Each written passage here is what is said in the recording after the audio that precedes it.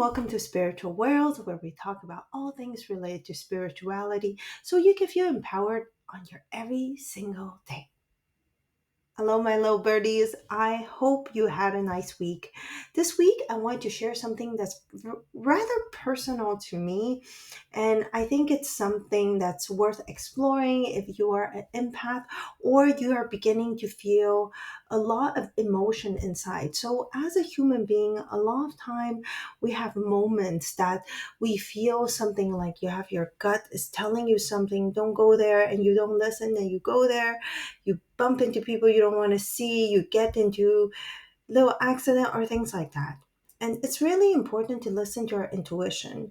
And sometimes when we don't listen, it could get us into a little bit of trouble. Empath tends to be very intuitive, and it can be very hard to navigate the workplace because if you are an empath, some people are physical empaths, so they can feel the energy in the room, they can feel people's sickness. Some of them are plant empath, so they could feel different kind of when the plants are speaking to them. Some of them are actual animal empath. There's all kind of empath out there. But the key is, how do you survive if you are an empath in the workplace? And being an empath, I am an emotional empath, so very easily I would absorb the energy of others without knowing, and the emotions of others. I have to work in a space that I'm not familiar with. I can easily pick up the emotions. So sometimes I remember that I was hanging out with certain people and I started to get angry all the time. But actually, I didn't know why. There was no real source of anger, but I would just feel angry all the time because other people tend to feel angry. Maybe it's not shown, and I become kind of like that. And we also have to understand that all human beings carry this kind of energy. So that's why it's very important for you to really honor and protect your energy and to see who you want to hang out with. You don't want to hang out with people that could be easily downing you or saying things that could hurt you. So when you hang out too much with people that complain and things like that, or people that criticize you, or people that might live a life that has alignment very different from you, they can easily bring you down. So this is why you need to protect the circle that you are with and the people that are with you. So you don't necessarily need to have like gazillion peoples in your life, but you could choose a better, high quality circle for you. And sorry, I digress a little bit. Now I'm going to talk about empaths. Now, for an empath to survive in the workplace, it can be a bit hard because sometimes you will be in an environment you might not necessarily feel the alignment that is right for you. Not everyone will be jiving with you. And then not everyone will be in total collaboration with you. Sometimes you could feel the energy of others in the workplace. Some people could feel extremely tired and you feel that exhaustion inside of you. And sometimes you will be working with people that have some anger, some sadness, that have criticism and negative emotion, stress level. And all of these emotions are all over the place and you can't handle it because as an empath, you are here and you're like, oh my goodness, why is there so many energies out there and they're blasting at me? And sometimes you don't even realize, you assume it's your own energy and you just get out there and you just feel, ugh, man. And once you get home, you feel drained and tired. You think you were angry all day. You felt you were stressed all day. You felt you were sad all day. You felt you were critical all day. You felt a lot of negative emotion you thought were yours, but were not yours sometimes. So that's why I'm here to talk about this topic, which I hope will serve you in the best way possible. Now, sometimes when you are as an empath, you have to first understand something. You need to learn to really respect your truth. You need to be honest with who you are as a person, set your own boundaries. So this way you would protect yourself. So when you protect the boundary of who you are, you will find that you might not be aligning with everyone. And this, you could be using this as a way to protect yourself better. Like in the workplace, you can have like nice talk with everyone, but it doesn't mean that you will align with everyone.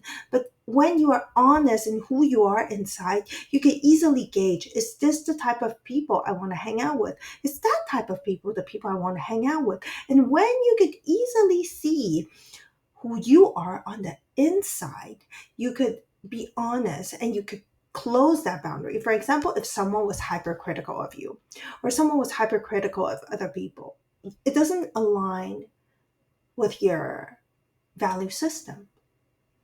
And when it doesn't align with your value system, you can easily say, well, they will stay a nice colleague, or they will say someone very distant, or things like that.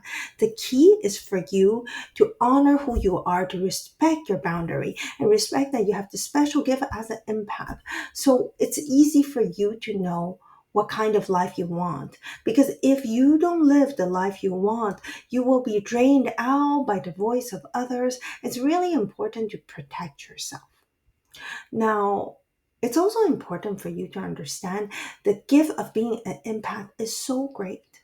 It might be painful and challenging at times, and I get you, I feel you, and it's easy for you to detect whose intentions are good for you and whose intentions are bad. Sometimes it's not even about their intention, sometimes it's just about how you approach life, and you could say, this is not good for me. And maybe they don't have any ill will, but you just know they don't vibe in the same frequency. And you can easily disconnect and honor who you are as a person. Now, the second thing I want to talk about is creating an energetic bubble before you step into work. Now, this method really works for me. Now, before I go into the office, usually I wake up and I'm like slightly tired, sluggish. I wake up quite early, but I will make sure to do some exercise, and then I will get the energetic bubble before I step into work. So I will make it a color choice of my wish, and I will do run a little prayer, and I say, oh, may this energetic bubble protect me before I go to work. So don't let any like negative emotion impact me in the wrong way or things like that. And whenever I do that, I feel much more protected and much more at ease. I feel God is all the time with me. Sometimes you can think it's your angel, sometimes it can be your spirit guides, your higher self, but you feel very much protected and very much in tune, in power, in who you are as a person. And when you have that amazing energetic bubble inside of you, you just say, before I go in, I step in, I will use this sentence and this little prayer that Oprah always says. And I would say, God, please allow for me to use my gift to service me and service everyone that you want me to service. I step in with that intention in my mind. And whenever I do that, I feel a lot of joy and a lot of happiness running through me. And I just feel grateful. And then I will be ready for the day when I step in. And once I step in, I will feel that inner power inside of me. I will feel the alignment, my chakras, very, very much in tune with who I am inside. And when that happens, it's also very important and very important for you to see that you might have certain unhealed inner wounds. And when you meet another person that could impact your inner wounds, you might feel your security bubble like bursting a tiny bit. So it's important for you to also heal your inner wounds. For example, if you have confidence issues, right? And then it's not healed. And someone might say something that triggers you, and your inner energetic bubble might shrink a little bit and shrink a little bit. So it's really important to heal it and heal it, to constantly be curious and heal who you are as a person. And once you heal yourself, you will see the things like transform for you. Now, the third thing that I wanted to say is to take little walks on lunch breaks. So, whenever you are on lunch, it's you could be staying in the same office space, right? You stay in the same office space and then you still feel a lot of energy. I don't like to work in an office when there's a lot of people because it drives me a bit crazy because there's energy flying all over. I just don't work well in an environment where there's too much people because it just really drive me a bit wild because there's too much emotion. Like, not only I have to manage other people's emotion, I already have to manage my own emotions, right? So during lunch breaks, I will go and I will take a little walk so I could fully remove all the energy so that's so deeply embedded on my body, so I could protect my energetic bubble, so I could shake off the emotion. And usually what I do right after this is, for example, I will go replenish myself, whether it's a walk in the nature, go to the seaside, or go to a coffee shop that I enjoy. Everyone will have somewhere they want to go. Go to that place during your lunch break and re energize your body. Because sometimes when you have too much energy, it's very dense for you.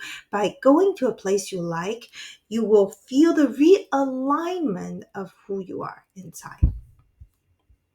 Now, the fourth point that I wanted to share is after work, you have the option to do a little bit of grounding. So, whenever I do grounding, it brings me a lot of peace. So, sometimes when I work in a very dense environment after work, I'm extremely tired and I will really like to feel re energized. So, I'll go for a walk in the woods or things like that, not necessarily in the woods, in the park, or things that makes you happy. It's very important to reground yourself in the end of the day, because if you don't reground yourself in the end of the day, you might feel really, really groggy the following day. And I would highly recommend people to meditate before they go to bed. It will also recreate that sense of spaciness and realignment of how you feel as a person. Some people really like to take a nice bath or a nice shower. A nice bath or a nice shower will also cleanse your body of all the negative residual energies that's been lingering on your body for the entire day, and you will feel very refreshed. And it's a very great form of self care, of therapy, of loving yourself more. And during that nice shower, nice bath, you might feel some sense of clarity inside of you because you'll feel everything is working out, and you will remove the emotions of others deeply inside of your body. So this is everything that I wanted to share with you when an empath is working in the workplace and how you need to survive through it despite you have all of these physical emotion runnings after you. So I hope you have a lovely, lovely week. I know Christmas is coming. I hope you all enjoy a lovely holiday season, and I'll see you real soon. Bye bye for now. Happy holidays.